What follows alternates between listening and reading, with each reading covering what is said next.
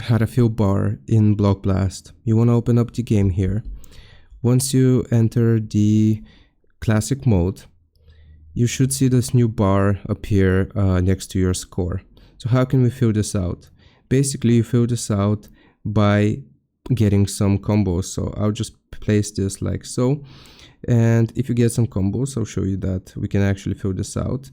Boom. All right, so that wasn't enough to fill the bar out, but if we just keep on playing here, it's like that.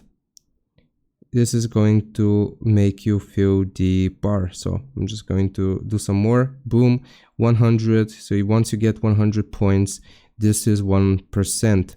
And if you get bigger combos, and that is going to fill the bar easier.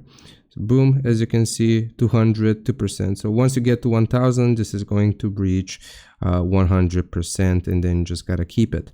So I hope this helps. Leave a like and sub, and I'll see you next time.